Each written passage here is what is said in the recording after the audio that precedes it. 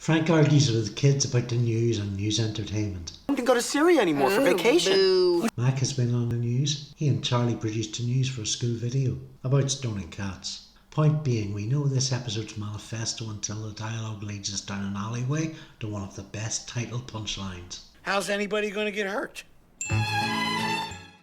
This episode we get magazines, cameras and television, so one for the media students.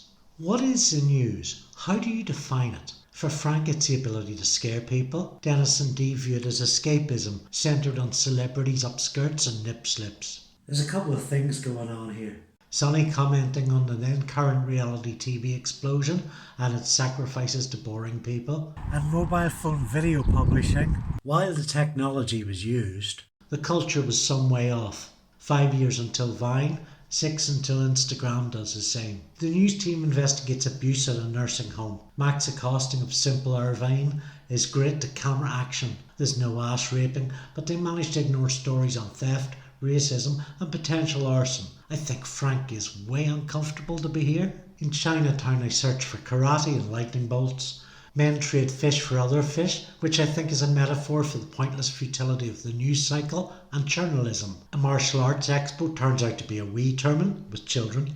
Mac saves a guy's life, a unique news story which they bungled due to narrow ideas of news and mainly Charlie's idiocy of aesthetics over functionality. Frank seems really hung up on pandemics this episode. Meanwhile, Dennis parties a night away. Dee models with the garbage. In retrospect, it's odd Dee needs coaxing to bully the bouncer, but it serves the meta-narrative of reality TV stardom. This episode by Michael Henry Martyr and Rowell and Fred Savage was made when reality TV was morphing into obscene figures taking centre stage, a model which has barely changed nearly 2 decades later. Facebook and Twitter were also setting up, putting stardom with the most vulgar. Dee gets really into the value of her metaphorical shoe. The plot moves feel contrived underneath the excellent Alex Saul as a stoic bouncer, and Pedro Lopez's dancing guy, the latter one of Sonny's great memes. There's delight to be had as Charlie sings to Mac, massaging the news. Hey, who's that sexy news guy? It's Mac.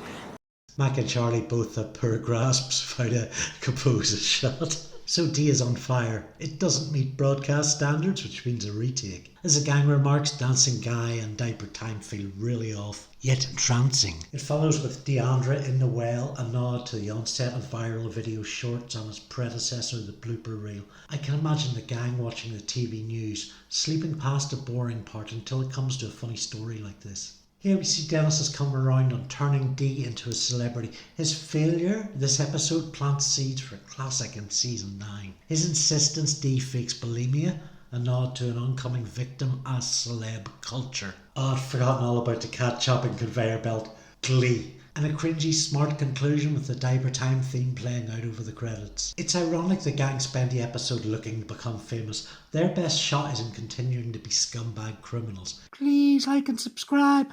Check out patron John Robbins' new novella, link in description.